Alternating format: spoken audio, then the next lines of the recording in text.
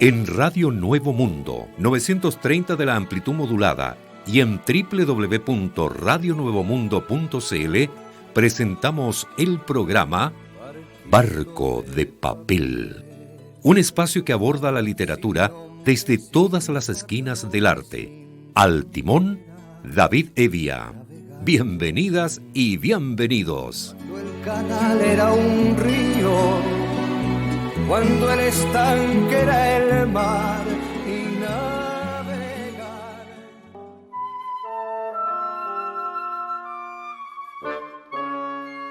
Amigas y amigos de Radio Nuevo Mundo, reciban ustedes un cordial saludo. Damos comienzo aquí a un nuevo capítulo de Barco de Papel. La ruta de hoy nos hará desembarcar en la vida de la obra cervantina Don Quijote de la Mancha. Recorreremos con una musa los textos de la Gaceta Leucade y pasaremos revista a la actualidad literaria. Me acompaña Macarena Castro. Hola, David. En un arrebato de entusiasmo literario, alguien podría afirmar que en el mundo tan solo existen dos novelas, Don Quijote de la Mancha y todas las demás. Publicada en dos partes en España, la primera entrega de El ingenioso hidalgo Don Quijote de la Mancha apareció en 1605, mientras que la segunda parte del ingenioso caballero Don Quijote de la Mancha fue publicada 10 años más tarde, en 1615. Escrita por Miguel de Cervantes Saavedra, hasta la actualidad continúa siendo una de las obras fundamentales e insignes de la literatura moderna española y universal.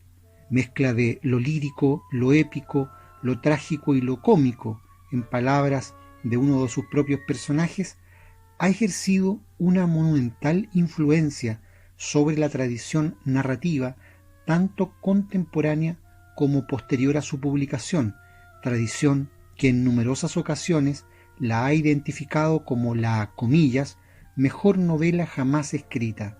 Dividida originalmente en 4 secciones, la primera parte nos presenta a Don Quijote, hidalgo ocioso que, en palabras de Cervantes, se enfrascó tanto en su lectura de libros de caballerías que se le pasaban las noches leyendo de claro en claro y los días de turbio en turbio, y así, del poco dormir y del mucho leer, se le secó el cerebro de manera que vino a perder el juicio.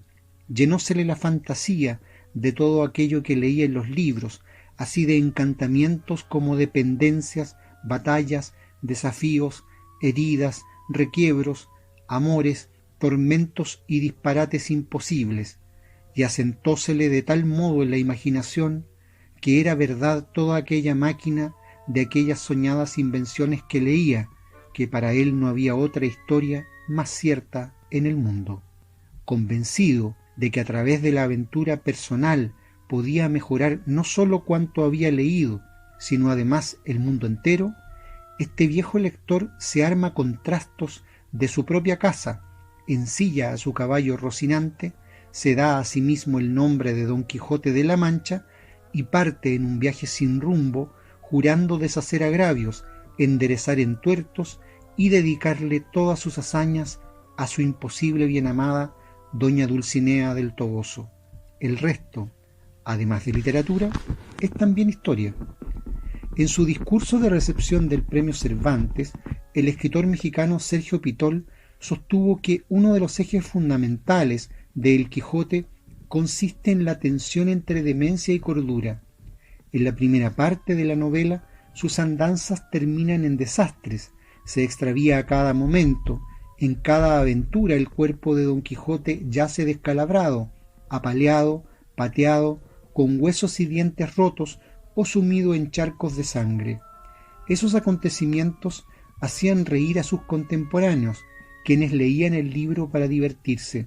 Lo cómico allí es aparente, pero en el subsuelo del lenguaje se esconde el espejo de una época inclemente, un anhelo de libertad, de justicia, de saber, de armonía. Cervantes fue, desde joven, un lector y admirador de Erasmo, por lo que logra intuir la superioridad de una vida interior que vencerá al fin la vacuidad de los cultos exteriores. Convierte la locura en una variante de la libertad que define en el Quijote. La libertad, Sancho, es uno de los más preciosos dones que a los hombres dieron los cielos. Con ella no pueden igualarse los tesoros que encierra la tierra ni el mar encubre. Por la libertad así como por la honra se puede y se debe aventurar la vida, y por el contrario, el cautiverio es el mayor mal que puede venirle a los hombres. A propósito de la libertad, al recibir el mismo premio, el uruguayo Juan Carlos Onetti declaró que yo, si tuviera el poder suficiente, que nunca tendré, hacia un solo cercenamiento a la libertad individual, decretaría universalmente la lectura obligatoria del Quijote. Dijo Flaubert, quizá con excesiva ingenuidad, que si los gobernantes de su tiempo hubieran leído La educación sentimental, la guerra franco-prusiana jamás se habría producido. Por mi parte, les pediría que leyeran a Cervantes, al Quijote. Confío en que si lo hicieran, nuestro mundo sería un poco mejor, menos ciego y menos egoísta. Y ahora, David, sobre el Quijote conversamos a continuación con la académica y pensadora Carla Córdoa. Hola Carla, ¿cómo está? Hola, ¿cómo le va? Hacía tiempo que no nos veíamos.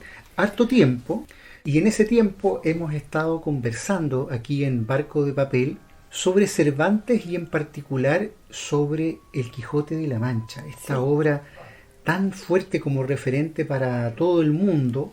De alguna manera uno también respira, Carla, cierto vuelo teórico relevante, humanista, en la obra de Cervantes, en particular en El Quijote. Y hay que decir, para la gente que recién se familiariza con una obra como ella, que estas historias narradas allí están escritas por un soldado, no por un hombre que venga del mundo de la academia. Sí, tiene toda la razón. Por un hombre que irrumpe en la historia de España. Exactamente, tiene toda la razón de que Cervantes era todo menos un intelectual. Fíjese usted que la vida anterior a cuando él escribe El Quijote es una vida de prisión en el norte de África, donde lo toman los moros, como lo llamaban los españoles, ¿verdad? Lo toman preso y le cuesta a él mucho encontrar a alguien que pague por su liberación, porque esto de tomar preso a extranjeros, estos moros del norte de España lo hacían como un negocio, digamos, no porque por razones políticas o culturales, nada, por negocio.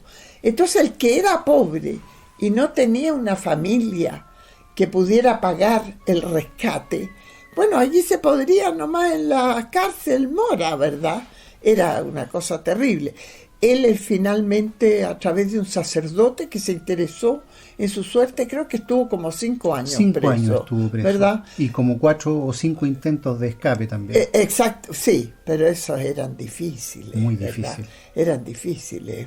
Él le fracasaron eso, pero finalmente a través de un sacerdote que apeló a una persona poderosa en la política, en el Estado, lo sacaron, ¿verdad? Pero él antes de eso había sido soldado del ejército del rey, ¿verdad? Y un soldado del que se hablaba con mucha valentía. Con mucha valentía, como que quedó manco, ¿verdad? Manco como de se Lepanto. decía, el manco de Lepanto por la batalla de Lepanto. Una batalla digamos, entre barcos, ¿no? No es una batalla en la tierra, es una batalla entre barcos y él pertenecía a los marinos soldados que defendían en Lepanto, que es una cuestión como un puerto, una cosa así, que defendían los derechos de España sobre la costa italiana.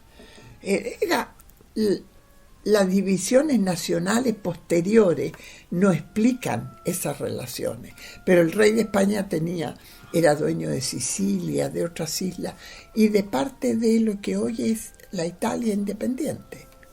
Así es, Carla, y bueno, la misma publicación de una obra como El Quijote de la Mancha se convierte también en un hecho político. También. Está precedido por las palabras de su majestad. Exactamente. No es cualquier cosa publicar un libro de ese tipo en ese tiempo. Y además que tiene que pasar a varias capas de control de lo que se publica, ¿verdad? Eso se ve en las ediciones que mantienen esto, se ve que tiene que pedir permiso a los curas, tiene que pedir permiso a las autoridades políticas, tiene que pedir permiso al duque que lo protege a él y le ayuda económicamente. Curiosamente es como un triunfo muy especial que haya conseguido publicar eso. En realidad lo es porque, entre otras cosas, además, en el Quijote uno puede oler muy de cerca, sí, no solo un retrato social, sino que también críticas y no siempre tan veladas. Sí, no siempre. Por ejemplo, hay un capítulo en la primera parte del Quijote en el cual hay una crítica a la Iglesia bastante fuerte. Sí, es verdad. ¿Verdad? No me acuerdo el número del capítulo en este momento. Pero a propósito de lo que usted dice, ya en el primer capítulo, cuando regresa de su primera aventura, malogrado el Quijote, aparece, por ejemplo, de alguna manera la figura de la Inquisición. Sí, aparece el ama, que representa de alguna manera al pueblo, exacto, sugiriéndole al cura que queme esos libros, tapie otros, etcétera. Sí, exactamente. Y más bien el cura, envalentonado por esa opinión popular, lo hace y hace algunas excepciones, y parece que en esas excepciones hay un juego interesante. Es todo el tratamiento de la idea de biblioteca, ¿verdad? En primer lugar, claro, es el origen de la locura de Don Quijote, esa biblioteca que él tiene de libros de caballería. Así es. Que la caballería es una andante, es un fenómeno histórico pasado, cuando vive Cervantes, ¿verdad? La caballería de esos que conquistaban territorio y se daban título de nobleza por las batallas en que ganaban y todo eso es un tema literario y bastante fantástico en el tiempo de Cervantes, pero él se interesa por este anacronismo de su héroe, y esto es motivo de discursos de Don Quijote. Él es muy aficionado a discursearle a Sancho y a otros pobres que caen bajo el alcance de su voz, ¿verdad? Entonces él explica estos malditos tiempos actuales en que la caballería ya no es reconocida como un modo de vida particular, sino que solamente es un tema literario, ¿verdad? Él se lamenta de su propio anacronismo, Don Quijote, porque se da cuenta que la gente ya no entiende de los ideales en que se inspira supuestamente los caballeros, porque él se decide a ver la caballería como una cosa válida todavía, pero no reconocida en el medio en que él se mueve. Él, cuando se encuentra con gente que lleva animales o con campesinos o con cosas, ellos ni entienden de qué se trata la locura de Don Quijote, porque es anacrónico por una parte y porque no son leídos por otra, porque el mismo Sancho Panza no sabe leer ni escribir, claro, ¿verdad? Don Quijote lo reta mucho porque se equivoca en las palabras. Usa dichos cuando no corresponde. Exacto. Además tiene un conocimiento puramente auditivo del idioma. Ese problema es muy interesante en el Quijote, que una cosa es conocer el idioma escrito, que le corrige a uno las imprecisiones de la audición. Muchas cosas que Sancho dice las conoce él solo de oídas y por lo tanto no dice bien las palabras, y Don Quijote lo corrige siempre. Lo corrige con el conocimiento del idioma escrito que él tiene. Yo conocí una vez una señora que no sabía leer ni escribir y que decía de mi papá que Joaquín tiene el vértice de la velocidad, en vez de decir el vértigo. Claro. Esa diferencia es motivo de discusión constante entre Don Quijote y Sancho, porque Don Quijote que castiga en Sancho su saber popular, que es un saber de personas que no saben leer y escribir en ese tiempo. Carla, en esta primera salida de Don Quijote en busca de aventuras, que es casi lo contrario que lo pasa a Ulises, que Ulises Sí. trata de llegar a su casa y no llega nunca. No. Y aquí es el Quijote Pero también que trata se deja buscar distraer con facilidad. con mucha facilidad, con muchas tentaciones. Con ganas. ¿Ah? Y aquí el Quijote sale a buscar aventuras que no son. Pero en esa primera salida, por una parte, va a exigir que se reconozca a la mujer de la que se ha enamorado como una gran dama, ¿verdad? Sí.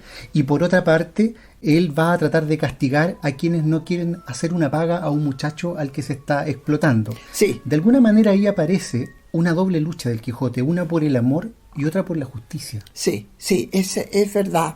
Pero lo que pasa es que los ideales de Don Quijote no son siempre coherentes entre ellos, ¿verdad? Sino que él, por ejemplo, a fines de la segunda parte, se arrepiente de haber corregido constantemente a Sancho, porque reconoce que la sabiduría del pueblo tiene una profundidad, digamos, extraordinaria, que no tiene siempre la sabiduría de los sabios profesionales, vamos a decir, ¿verdad? Entonces él reconoce que su crítica de que Sancho usa siempre proverbios, a Don Quijote le irrita eso, ¿verdad? ¿De dónde saca tanto? ¿De dónde saca tanto y que los trae en mal momento, que no los sabe aplicar bien, según él? Pero eso es una corrección pedante de la primera parte de Don Quijote. Pero a medida que Don Quijote va volviendo al sentido común, reconoce el interés y la profundidad de la sabiduría popular de los que no saben leer y sin embargo tienen una comprensión del mundo que puede ser mejor que la de los que saben leer, que son poquito locos. Tras una malograda primera salida, Don Quijote retorna a su hogar. Partirá, no obstante, en una segunda salida, esta vez acompañado de su vecino y escudero, el fiel Sancho Panza. A partir de este momento, la trama se libera hacia lo aventuresco. Se vuelve dialógica en función del contraste dinámico de sus protagonistas y avanza sumando numerosas voces, incluidas las que Cervantes presenta a modo de novelas dentro de la propia novela.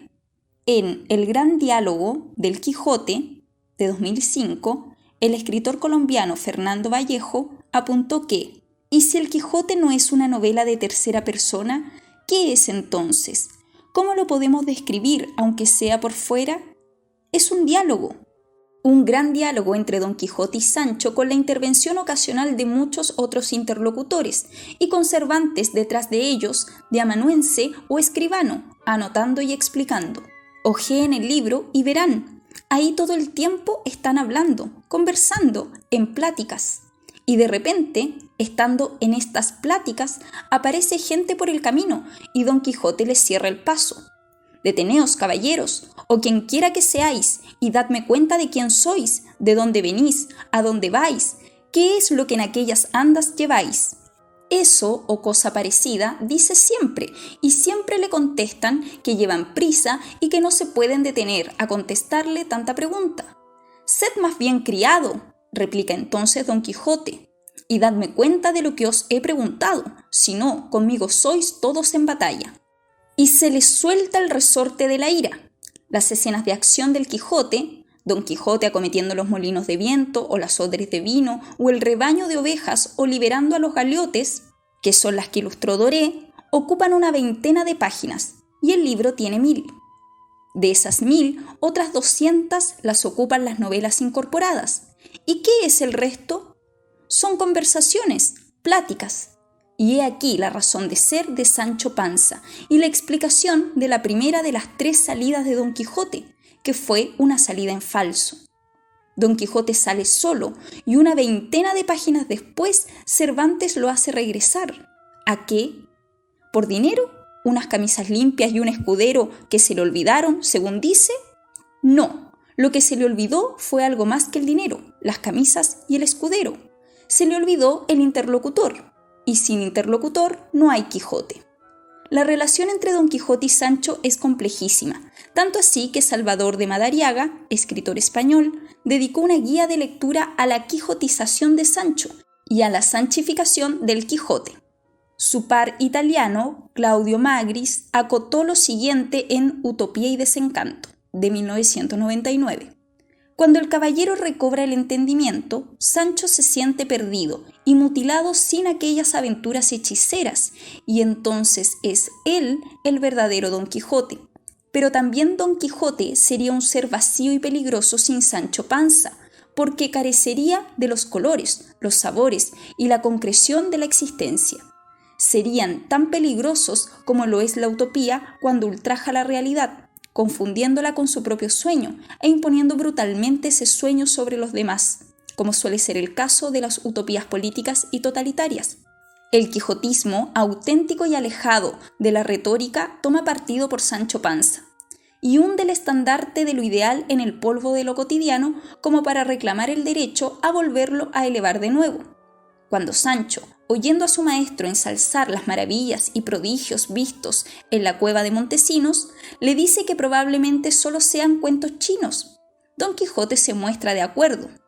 Y es esta capacidad de creer y de no creer, de unir indisolublemente entusiasmo y desilusión, lo que en realidad nos capacita para vivir. Escuchamos a continuación la segunda parte de la entrevista que sobre el Quijote mantuvimos con la académica y pensadora Carla Córdoba. En ese proceso de salir una y otra vez con Sancho, estos dos personajes se van progresivamente conociendo a lo largo de la obra. Queda claro que las posibilidades de Sancho de engañar a Don Quijote crecen en la medida en que va conociendo a su amo. Exacto. Pero eso también es una cuestión que se deja interpretar de varias maneras, porque por una parte Sancho es un escudero fiel del caballero, pero por otra no le tiene ningún respeto, porque cuando habla de Don Quijote con otra gente que no está envuelta en las relaciones de ellos dos, le dice que Don Quijote es completamente loco. Cuando lo manda Don Quijote a hablar con Dulcinea, él no va, Sancho no va, y vuelve inventándole montones de mentiras. En ese sentido uno puede decir que Sancho, al ir conociendo a su amo, descubre simultáneamente maneras de reírse de él, de sentirse superior. La fidelidad toma como unos visos ambiguos.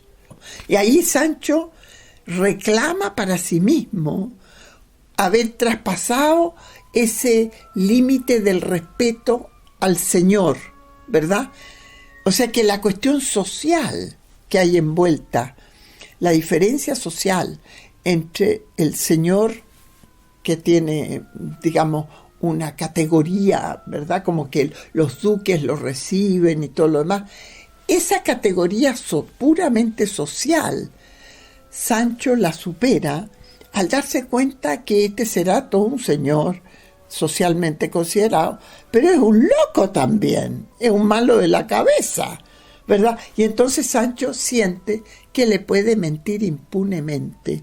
Y Sancho había salido con él, primero por ignorante y segundo por un afán de ascenso social que es la promesa latente. Absolutamente, pero no le cumple Don Quijote, le cumple solo aparentemente.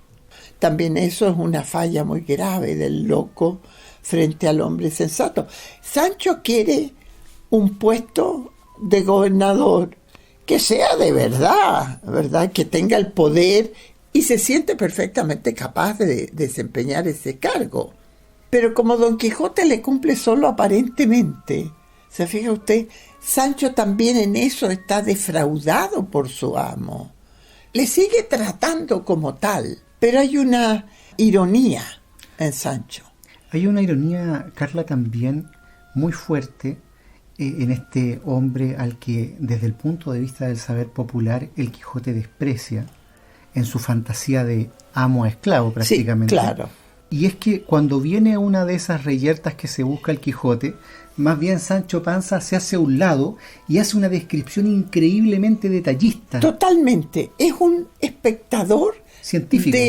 Exactamente, un espectador lúcido, inteligente, no sabrá leer, pero sabe comprender perfectamente el disparate que está haciendo Don Quijote al enfrentarse digamos, con cualquiera que no lo ha desafiado a nada, ¿verdad? Y entender esto como una batalla en que se juega el honor de un caballero. Todos esos disparates, Sancho los contempla con toda lucidez y se da cuenta de su superioridad de hombre sensato frente a la locura. La locura es una enfermedad.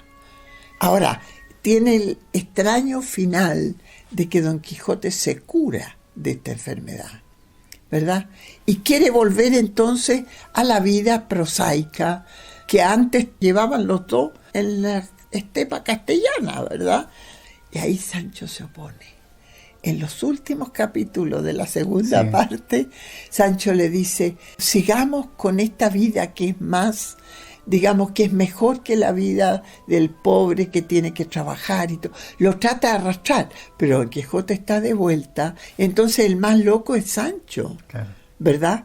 O sea que hay estas idas y venidas de la insensatez a la sensatez y de la sensatez a la insensatez. En el caso de Sancho, de ahí esa idea de seguir soñando es una forma de escapar a su realidad social. Totalmente. Se da cuenta de que vivir de fantasía es una cosa mucho mejor que vivir sometido a una clase inferior que no sabe leer ni escribir. Sancho no quiere volver, quiere seguir las locuras de Don Quijote porque esto le ha dado a él un conocimiento del mundo. Sancho ha aprendido, ha crecido, ha conocido gente distinta, se ha vuelto un hombre con ambiciones. Este Quijote que vive de sus ilusiones, de su imaginación, y que poco a poco hacia el final de la obra va volviendo a la cordura, de alguna manera llega también de vuelta a esa cordura, igual que al comienzo esclavo de los libros, al final esclavo de su propia palabra, porque él promete que si pierde esa famosa batalla, ¿verdad? Va a volver a su vida. Va a volver a su vida, va a dejar eso que ha estado haciendo. Exactamente. Y cumple, y prefiere haber perdido el honor de la batalla que haber dejado de cumplir con su propia palabra. Sí, eso es muy interesante. Cuando recupera el sentido, como dice el texto, él tal vez se da cuenta de que él se ha jugado el todo por el todo en un tipo de vida que no ha tenido éxito en realidad. Pero el volver, tal como usted dice muy acertadamente, lo vuelve al aprecio de unas virtudes no muy brillantes. Pero esa, por ejemplo, cumplir con lo que es decente en vez de con lo que es glorioso. Él recupera esa fidelidad a unas virtudes menores. Y cuando Sancho le dice que pueden ir ahora y con otro cuento por los caminos haciendo la misma vida, él le dice no, que él está cansado. La idea que es una idea interesante, de Julián María, es que Don Quijote está haciendo las veces de loco, que es un loco que en buena parte es un loco voluntario, ¿verdad? Que se está permitiendo estas locuras y por eso es que puede volver. Por eso tal vez no hay que verlo como una enfermedad, sino como una ficción a la que él se entrega sin reserva. En ese sentido, Carla, cuando uno llega al final del Quijote, habiendo arrastrado por un tremendo camino azaroso a Sancho Panza, hace muy difícil que uno no piense como en paralelo en las élites arrastrando a los pueblos a experimentos sociales, políticos de todo tipo, y después las élites se desentienden de ese experimento de laboratorio, pierden la fe y el pueblo queda atrapado en esa estructura. Absolutamente, uno podría hacer un análisis de la novela desde un punto de vista político, por ejemplo. ¿Cuánto importa las diferencias sociales de los duques por una parte, de Don Quijote por otra y de Sancho Panza por tercera, es verdad? ¿Cuánto pesa eso en la novela? El respeto que los personajes tienen por estas diferencias sociales.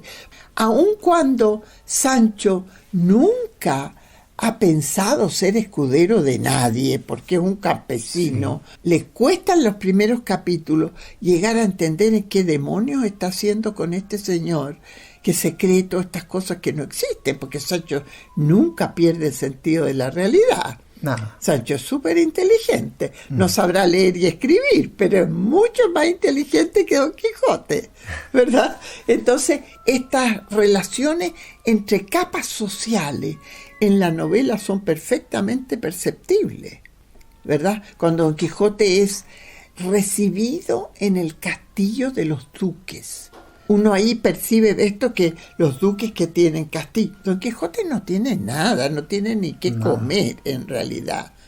Se puede perfectamente enfocar la novela desde un punto de vista político. Eso es muy interesante lo que usted aludió antes, el que los libros, hay libros prohibidos, hay una censura, ¿verdad?, que los destina a la hoguera. Las mujeres que viven con Don Quijote, ¿no es cierto?, están dispuestas a hacer las veces de censora de la biblioteca de Don Quijote, con el cura, con qué sé yo, el barbero, toda esa gente empieza a opinar sobre esto. Pero todo esto habla de una sociedad dividida en clases. Parece entonces que Cervantes ha encontrado en la novela la mejor manera de desmenuzar y analizar la sociedad, quizá esquivando más eficazmente la censura vigente.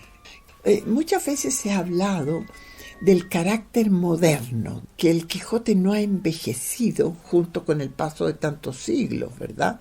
Y en parte yo creo que es porque da un cuadro fidedigno, digno de fe, ¿no es cierto?, de la realidad de ese momento. También la entrada en la modernidad significa el descubrimiento de la importancia de la subjetividad en la vida humana. Y nosotros vemos aquí a uno cuya subjetividad se le impone de tal manera que pasa por loco. Carla Córdoba, polizón reincidente en nuestro barco de papel, le queremos dar las gracias por esta conversación en Radio Nuevo Mundo. Me encanta la idea de encontrar un compañero como usted para conversar sobre el Quijote, que es un libro que uno nunca acaba de analizar y de conocer bien. Y agradezco también la revista tan linda que me deja. Muchas gracias. En Barco de Papel por Radio Nuevo Mundo escuchamos Triste España sin ventura, de Juan de la Encina.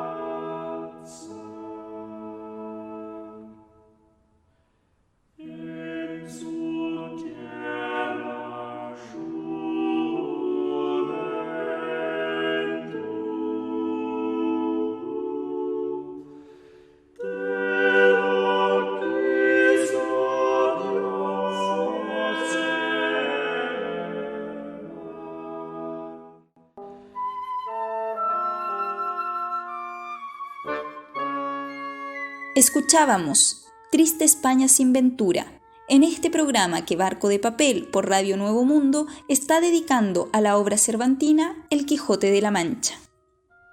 En la segunda parte del ingenioso caballero Don Quijote de la Mancha, Cervantes se dio el tiempo de resolver humorísticamente los errores y erratas de la primera parte. Por otro lado, enseñó suficiente clarividencia como para predecir la importancia que adquiriría su obra en la narrativa contemporánea, y Don Quijote en cuanto símbolo de sus ideales caballerescos. Esta segunda parte incorpora también la existencia de la primera parte de la novela dentro de su propio universo narrativo, de modo que los personajes la han leído, conocen las hazañas de Don Quijote y reaccionan de manera acorde al texto. Don Quijote es, por lo tanto, consciente de su rutilante fama. En El escriba sentado, de 1997, Manuel Vázquez Montalbán afirmó que esta fábula tuviera sentido en el siglo XVII y lo siga teniendo ahora, induce a pensar que ha tenido sentido siempre. Es falso que cada época cree su criterio de la justicia y de la libertad. Cada época crea diferentes instrumentos para impedirlas y conseguirlas, pero la aspiración humana de justicia y libertad nace con la existencia misma del despotismo del fuerte y la dependencia del débil. Saber quién fue exactamente Cervantes y por qué lo fue interesa poco. Cuando se escribe una obra como El Quijote, uno mismo deja de tener cualquier sentido que no sea esa misma creación. Sin duda, es una de las piezas literarias que más identificaciones suscita, habida cuenta de que en todo lector, de cualquier tiempo, han coexistido Don Quijote y Sancho. Con su fama a cuestas, Don Quijote es víctima del engaño de una pareja de duques que, entre la admiración genuina y la burla descarnada, le proporcionan nuevas aventuras. Al mismo tiempo, Sancho ve cumplida la promesa de gobernar su propia ínsula, solo para descubrir que las tareas propias de un gobernador no son compatibles con su naturaleza haragana y humilde. Mientras ocurre todo esto, un complot a cargo de sus amigos va desarrollándose con el objetivo de vencer al Quijote en su propia ley, para hacerlo retornar a casa. En la orilla de la costa barcelonesa, el caballero de la blanca luna doblega por fin a Don Quijote, el caballero de la triste figura, asegurándose de que, por su honor, vuelva a casa y a los suyos. El desenlace opone una vez más razón contra locura y verdad contra ficción en la mente del hidalgo. Ante la pregunta de si alguna vez derramó lágrimas leyendo El Quijote, el argentino Jorge Luis Borges señaló: sí, sobre todo en esa parte cuando vuelven a la aldea. Es muy triste. Cuando Cervantes dice: Alonso Quijano, entre lágrimas y quejas de quienes lo rodeaban, dio su espíritu, quiero decir que se murió. Me llenó de congoja. Quiero decir que se murió. Cuando yo era un muchacho sentía que en esa circunstancia en que se moría su personaje, Cervantes debía haber puesto una gran frase. Sin embargo, él no la usa. Se ha muerto su amigo y simplemente escribe: quiero decir que se murió. Las citas de autores que a lo largo de los siglos han alabado la obra cervantina es virtualmente interminable. A manera de conclusión, Dostoyevsky dejó impreso en su Diario de un escritor lo siguiente: el hombre fantástico, persuadido hasta la locura de la más fantástica ilusión que puede imaginarse, se ve de pronto asaltado por la duda que amenaza dar al traste con toda su fe. Y es notable que lo que motiva esa duda no sea la incongruencia de su locura naciente, ni la descripción de aquellos caballeros que corrían aventuras por el bien de la humanidad, ni el desatino de los sortilegios de los magos, que refieren esos libros tan fidedignos, sino algo completamente secundario, lo que bruscamente suscita su duda. El hombre fantástico siente de pronto el ansia de realismo. ¿No lo desconcierta el hecho de que súbitamente queden tropas enteras encantadas? ¿O eso no le inspira la menor duda? ¿Cómo habrían podido demostrar su heroísmo esos caballeros magníficos si no se hubiesen visto en trances tales, si no hubiesen tenido gigantes y hechiceros malignos y envidiosos de su grandeza? El ideal del caballero andante es tan alto, tan bello y útil, y de modo tal se ha apoderado del corazón de Don Quijote, que se le hace ya imposible renunciar a la creencia incondicional en él, pues eso equivaldría a traicionar el deber y traicionar el amor a Dulcinea y a la humanidad. Pero cuando al fin renunció a todo, cuando se curó de su locura y se convirtió en un hombre listo, no tardó en irse de este mundo, plácidamente y con triste sonrisa en los labios, consolando todavía al lloroso Sancho y amando al mundo con la gran fuerza de aquel amor que en su santo corazón se encerrara, y viendo, sin embargo, que no hacía ya falta alguna en la tierra. Y en una carta fechada en 1876, recogida en este mismo volumen, el autor ruso exclamó: «En todo el mundo no hay obra de ficción más profunda y fuerte que esa. Hasta ahora representa la suprema y máxima expresión del pensamiento humano, la más amarga ironía que pueda formular el hombre, y si se acabase el mundo y alguien preguntase: veamos, ¿qué habéis sacado en limpio de vuestra vida y qué conclusión definitiva habéis deducido de ella?», podrían los hombres mostrar en silencio el Quijote. Es hora, Macarena, de compartir con los auditores un fragmento de esta monumental novela. Fragmento del discurso de Marcela, del capítulo 14, donde se ponen los versos desesperados del difunto pastor con otros no esperados sucesos, de la primera parte de Don Quijote de la Mancha. En este pasaje, inmediatamente posterior al famoso discurso de la Edad de Oro hecho por Don Quijote, el hidalgo y Sancho Panza conocen de boca de unos cabreros la historia del pastor y estudiante Grisóstomo, muerto por el amor no correspondido de la pastora Marcela. Los hombres atribuyen este deceso al desdén de la mujer, quien hace su aparición y despierta la simpatía de Don Quijote. Y queriendo leer otro papel de los que había reservado del fuego, lo estorbó una maravillosa visión, que tal parecía ella, que improvisamente se les ofreció a los ojos, y fue que, por cima de la peña donde se cavaba la sepultura, pareció la pastora Marcela, tan hermosa que pasaba a su fama su hermosura. Los que hasta entonces no la habían visto, la miraban con admiración y silencio, y los que ya estaban acostumbrados a verla, no quedaron menos suspensos que los que nunca la habían visto. Mas apenas la hubo visto Ambrosio, cuando, con muestras de ánimo indignado, le dijo: ¿vienes a ver por ventura, oh fiero basilisco de estas montañas? Si con tu presencia vierte en sangre las heridas de este miserable a quien tu crueldad quitó la vida, ¿o vienes a ufanarte en las crueles hazañas de tu condición, o a ver desde esa altura, como otro despiadado Nero, el incendio de su abrasada Roma, o a pisar, arrogante, este desdichado cadáver, como la ingrata hija al de su padre Tarquino? Dinos presto a lo que vienes, o qué es aquello de que más gustas, que por saber yo que los pensamientos de Grisóstomo jamás dejaron de obedecerte en vida, haré que, aun el muerto, te obedezcan los de todos aquellos que se llamaron sus amigos. No vengo, oh Ambrosio, a ninguna cosa de las que has dicho, respondió Marcela, sino a volver por mí misma y a dar a entender cuán fuera de razón van todos aquellos que de sus penas y de la muerte de Grisóstomo me culpan. Y así ruego a todos los que aquí estáis, me estéis atentos, que no será menester mucho tiempo ni gastar muchas palabras para persuadir una verdad a los discretos.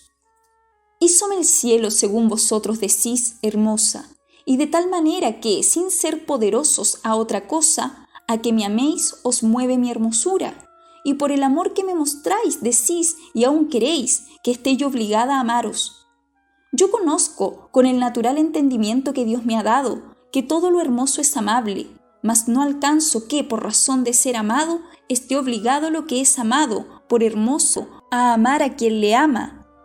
Y más, ¿qué podría acontecer que el amador de lo hermoso fuese feo, y siendo lo feo digno de ser aborrecido, cae muy mal el decir: quiérote por hermosa, hazme de amar aunque sea feo? Pero puesto caso que corran igualmente las hermosuras, no por eso han de correr iguales los deseos, que no todas hermosuras enamoran, que algunas alegran la vista y no rinden la voluntad, que si todas las bellezas enamorasen y rindiesen, sería un andar las voluntades confusas y descaminadas, sin saber en cuál habían de parar, porque siendo infinitos los sujetos hermosos, infinitos habían de ser los deseos. Y según yo he oído decir, el verdadero amor no se divide y ha de ser voluntario y no forzoso. Siendo esto así, como yo creo que lo es, ¿por qué queréis que rinda mi voluntad por fuerza, obligada no más de que decís que me queréis bien? Si no, decidme, si como el cielo me hizo hermosa, me hiciera fea, ¿fuera justo que me quejara de vosotros porque no me amábades? Cuanto más que habéis de considerar que yo no escogí la hermosura que tengo, que tal cual es, el cielo me la dio de gracia, sin yo pedilla ni escogella. Y así como la víbora no merece ser culpada por la ponzoña que tiene, puesto que con ella mata, por habérsela dado naturaleza, tampoco yo merezco ser reprendida por ser hermosa, que la hermosura en la mujer honesta es como el fuego apartado o como la espada aguda, que ni él quema ni ella corta a quien a ellos no se acerca. La honra y las virtudes son adornos del alma, sin las cuales el cuerpo, aunque lo sea, no debe de parecer hermoso. Pues si la honestidad es una de las virtudes que al cuerpo y al alma más adornan y hermosean, ¿por qué la ha de perder la que es amada por hermosa por corresponder a la intención de aquel que por solo su gusto, con todas sus fuerzas e industrias, procura que la pierda? Yo nací libre, y para poder vivir libre escogí la soledad de los campos. Los árboles de estas montañas son mi compañía, las claras aguas de estos arroyos mis espejos. Con los árboles y con las aguas comunico mis pensamientos y hermosura. Fuego soy apartado y espada puesta lejos. A los que he enamorado con la vista he desengañado con las palabras. Y si los deseos se sustentan con esperanzas, no habiendo yo dado alguna a Grisóstomo ni a otro alguno, el fin de ninguno de ellos bien se puede decir que antes le mató su porfía que mi crueldad. Y si se me hace cargo que eran honestos sus pensamientos, y que por esto estaba obligada a corresponder a ellos, digo que, cuando en ese mismo lugar donde ahora se cava su sepultura, me descubrió la bondad de su intención, le dije yo que la mía era vivir en perpetua soledad, y de que la sola tierra gozase el fruto de mi recogimiento y los despojos de mi hermosura. Y si él, con todo este desengaño, quiso porfiar contra la esperanza y navegar contra el viento, ¿qué mucho que se anegase en la mitad del golfo de su desatino? Si yo la entretuviera, fuera falsa, si le contentara, hiciera contra mi mejor intención y prosupuesto. Porfió desengañado, desesperó sin ser aborrecido. Mirad ahora si será razón que de su pena se me dé a mí la culpa. Quéjese el engañado, desespérese aquel a quien le faltaron las prometidas esperanzas. Confíese el que yo llamare, ufánese el que yo admitiere, pero no me llame cruel ni homicida aquel a quien yo no prometo, engaño, llamo ni admito. El cielo aún hasta ahora no ha querido que yo ame por destino, y el pensar que tengo de amar por elección es excusado.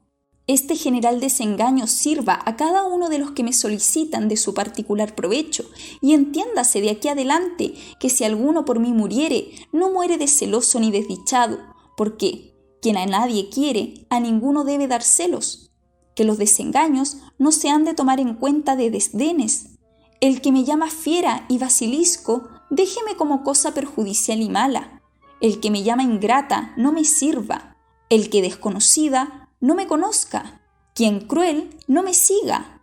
Que esta fiera, este basilisco, esta ingrata, esta cruel y esta desconocida ni los buscará, servirá, conocerá, ni seguirá en ninguna manera. Que si a Grisóstomo mató su impaciencia y arrojado deseo, ¿por qué se ha de culpar mi honesto proceder y recato? Si yo conservo mi limpieza con la compañía de los árboles, ¿por qué ha de querer que la pierda el que quiere que la tenga con los hombres? Yo, como sabéis, tengo riquezas propias y no codicio las ajenas. Tengo libre condición y no gusto de sujetarme. Ni quiero ni aborrezco a nadie. No engaño a este ni solicito a aquel, ni burlo con uno ni me entretengo con el otro. La conversación honesta de las zagalas de estas aldeas y el cuidado de mis cabras me entretiene. Tienen mis deseos por término estas montañas, y si de aquí salen es a contemplar la hermosura del cielo, pasos con que camina el alma a su morada primera. Y en diciendo esto, sin querer oír respuesta alguna, volvió las espaldas y se entró por lo más cerrado de un monte que allí cerca estaba, dejando admirados, tanto de su discreción como de su hermosura, a todos los que allí estaban. Y algunos dieron muestras, de aquellos que de la poderosa flecha de los rayos de sus bellos ojos estaban heridos, de quererla seguir, sin aprovecharse del manifiesto desengaño que habían oído. lo cual visto por Don Quijote, pareciéndole que allí venía bien usar de su caballería, socorriendo a las doncellas menesterosas, puesta la mano en el puño de su espada, en altas e inteligibles voces dijo: «Ninguna persona de cualquier estado y condición que sea se atreva a seguir a la hermosa Marcela, so pena de caer en la furiosa indignación mía. Ella ha mostrado con claras y suficientes razones la poca o ninguna culpa que ha tenido en la muerte de Grisóstomo, y cuán ajena vive de condescender con los deseos de ninguno de sus amantes, a cuya causa es justo que, en lugar de ser seguida y perseguida, sea honrada y estimada de todos los buenos del mundo, pues muestra que en él ella es sola la que con tan honesta intención vive». Es el precioso texto de El Quijote de la Mancha al que hemos dedicado este capítulo en Barco de Papel. Tengo en mis manos, Macarena, el último número de la Gaceta Leucade, que incluye entre los artículos Joan Miró, la caligrafía de un árbol, y el otro texto lo escuchamos en tu voz, Macarena. Se titula Soñar utópico. Dos pesadillas le quitaban el sueño a William Morris hacia fines del siglo XIX. Una se fundaba en la domesticación del hombre por la máquina, la otra en las implicancias políticas, culturales y sociales de este fenómeno. Ambas provenían de fuentes literarias. La primera del libro de las máquinas, parte de Erewhon, de 1872, de Samuel Butler, y la segunda de Looking Backward, de 1888, novela utópica de Edward Bellamy. Una lectura evolucionista de los avances tecnológicos de la industria motivó a Butler, un entusiasta de El origen de las especies, a deducir paralelos entre el desarrollo de la conciencia humana y el de la eficiencia productiva de las máquinas. Hubo una época, se lee en Erewhon, en que debió parecer altamente improbable que las máquinas aprendieran a explicitar sus necesidades a través de sonidos y del oído humano. ¿No concebiremos entonces que llegará un día en el que ese oído ni siquiera será menester y tal audición será ejecutada por la delicadeza de la propia construcción de la máquina? Una guerra civil libró al país de Erewhon, inversión estilizada de nowhere, el no lugar, de contestar esa pregunta y de paso de convivir con el resto del mundo. Bellamy, por su parte, hizo que en Looking Backward su protagonista durmiera más de un siglo y despertara en el año 2000. Una revolución socialista ha nacionalizado la industria estadounidense y el Estado, único capitalista y empleador de los ciudadanos.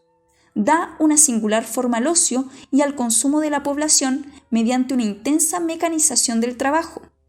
Para Morris, militante socialista, poeta y diseñador de oficio, el futuro podía soñarse de manera distinta. Su principal inquietud era que la obra de Bellamy confundiera a las masas respecto de la naturaleza de un socialismo de carácter utópico. Si sus especulaciones se aceptan como hechos, escribió, estaremos inclinados a decir, si eso es el socialismo, no contribuiremos a su llegada, ya que no nos ofrece esperanza. A renglón seguido notó que la multiplicación de la maquinaria tan solo multiplicará la maquinaria.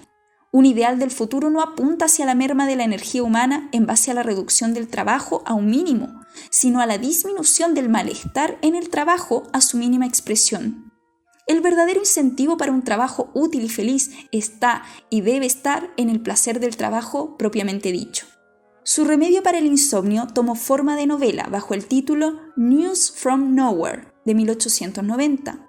Utopía bucólica en la que su protagonista, también durmiente, despierta en un futuro indeterminado en el que Londres, al igual que otras metrópolis, ha cedido terreno a comunas organizadas según labores mancomunadas y economías de intercambio justo.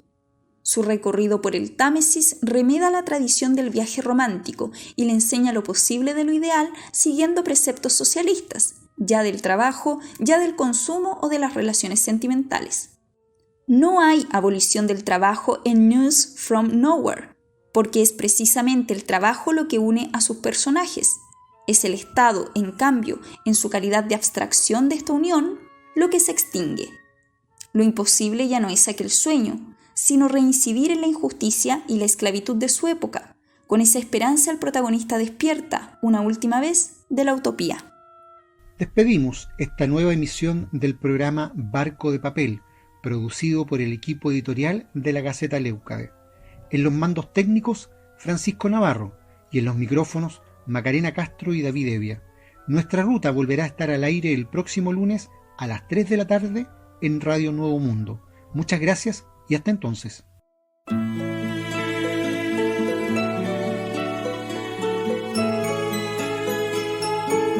En Radio Nuevo Mundo, 930 de la amplitud modulada y en www.radionuevomundo.cl finaliza el programa Barco de Papel, un espacio que aborda la literatura desde todas las esquinas del arte. Nos encontramos en una nueva edición. ¡Hasta pronto! Sin timón, donde la corriente quiera.